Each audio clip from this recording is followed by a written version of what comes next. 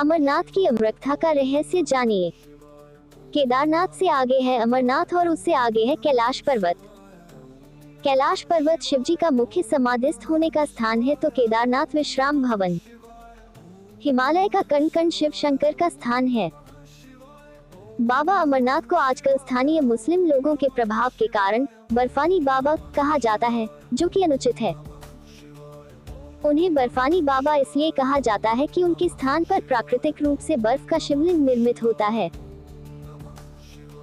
शिवलिंग का निर्मित होना समझ में आता है, लेकिन इस पवित्र गुफा में हिम शिवलिंग के साथ ही एक गणेश पीठ व एक पार्वती पीठ भी हिम से प्राकृतिक रूप में निर्मित होता है। पार्वती पीठ ही शक्तिपीठ स्थल है। यहाँ माता सती के कंठ का निपात हुआ था। पार्वती पीठ 51 शक्तिपीठों में से एक है। यहाँ माता के अंग तथा रंगभूषण की पूजा होती है। ऐसे बहुत से तीर्थ हैं, जहाँ प्राचीन काल में सिर्फ साधु संत ही जाते थे और वहाँ जाकर वे तपस्या करते थे। लेकिन आजकल यात्रा सुविधाएं सुगम होने के चलते व्यक्ति कैलाश पर्वत और मानसरोवर भी जाने लगा है। ये वे स्थान हैं, जो हिंदुओं के लिए सबसे महत्वपूर्ण हैं। अमृतता, इस पवित्र गुफा में भगवान शंकर ने भगवती पार्वती को मोक्ष का मार्ग दिखाया था। इस तत्व ज्ञान को अमृतता के नाम से जाना जाता है, इसीलिए इस स्थान का नाम अमरनाथ पड़ा। ये कथा भगवती पार्वती तथा भगवान शंकर के बीच हुआ संवाद है। यह उसी तरह है जिस तरह कृष्ण और अर्जुन के बीच संवाद हुआ था।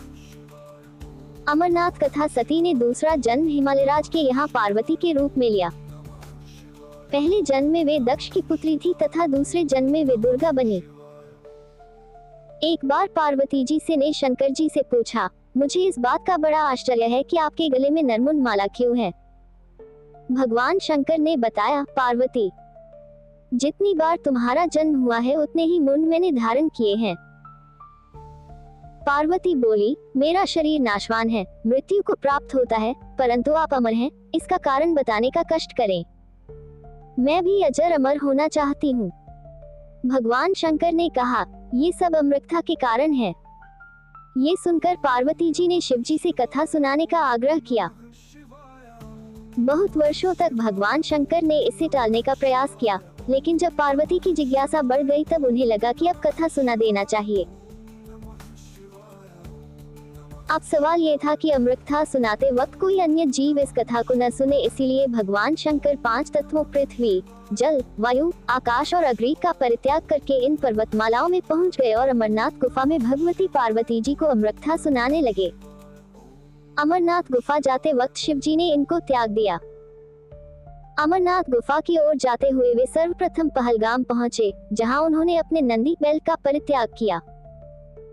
तत्पश्चात चंदनवाड़ी में उन्होंने अपनी जटा केशों से चंद्रमा को मुक्त किया। शेषनाग नामक झील पर पहुंचकर उन्होंने अपने गले से सर्पों को भी उतार दिया। प्रिय पुत्र श्री गणेश जी को भी उन्होंने महागुणस पर्वत पर छोड़ देने का निश्चय किया। फिर पंचतरणी पहुंचकर शिवजी ने 5 तत्वों का परित्याग किया। सब कुछ छोड़कर अंत में भगवान शिव ने इस अमरनाथ गुफा में प्रवेश किया और पार्वती जी को अमृतता सुनाने लगे। जब शिवजी कथा सुना रहे थे तब एक घटना घटी।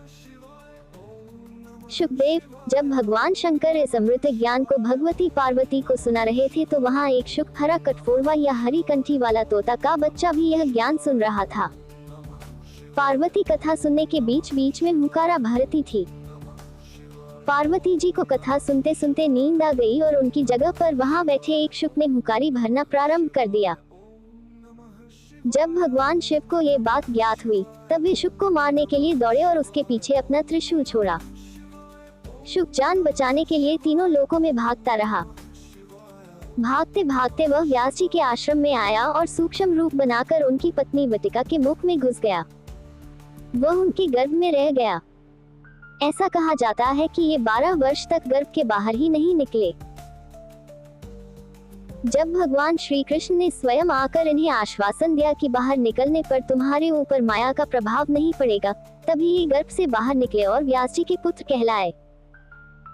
गर्भ में ही इन्हें वेद, उपनिषद, दर्शन और पुराण आदि का सम्यक ज्ञान हो गया था। जन्मते ही श्री कृष्ण और अपने माता पिता को प्रणाम करके इन्होंने तपस्या के लिए जंगल की राह ली।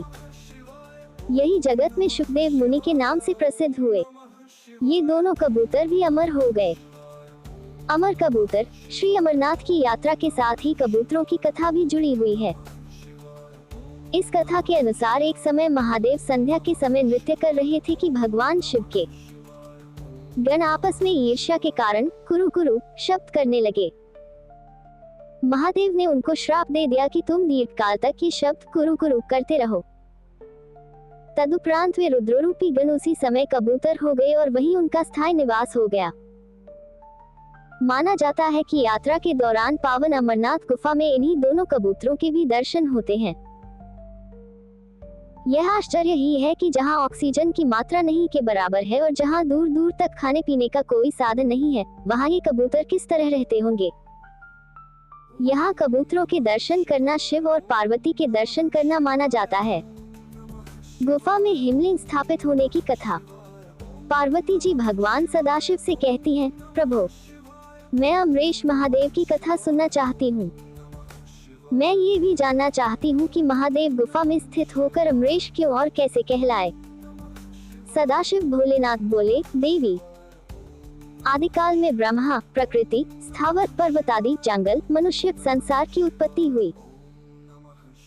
इस क्रमानुसार देवता, ऋषि, पितर, गंधर्व, राक्षस, सर्प, यक्ष, भूगन, कुष्मांड, भैरव, गीदड़, दानव आदि की उत्पत्ति हुई। इस तरह नए प्रकार के भूतों की सृष्टि हुई, परंतु इंद्रादि देवता सहित सभी मृत्यु के वश में थे। इसके बाद भगवान भोलेनाथ ने कहा कि मृत्यु से भयभीत देवता उनके पास आए। सभी देवताओं ने उनकी स्तुति की और कहा कि हमें मृत्यु बाधा करती है। आप कोई ऐसा उपाय बतलाएं जिससे मृत्यु हमें बाधा न करे।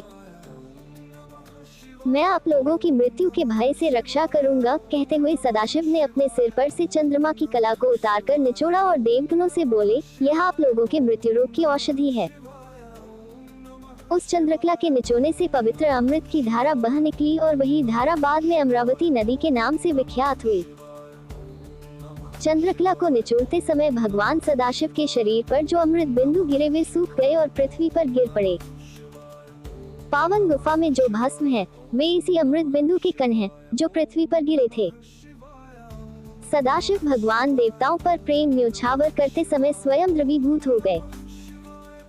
देवगण सदाशिव को जल स्वरूप देखकर उनकी स्तुति में लीन हो गए और बारंबार नमस्कार करने लगे। भोलेनाथ ने देवताओं से कहा, हे देवताओं, तुमने मेरा बर्फ का लिंग शरीर इस गुफा में देखा है। इस कारण मेरी कृपा से आप लोगों को मृत्यु का भय नहीं रहेगा। अब तुम यहीं पर अमर होकर शिव रूप को प्राप्त हो जाओ। आज से मेरा यह अनादि लिंग शरीर तीनों लोकों में अमरेश के नाम से विख्यात होगा।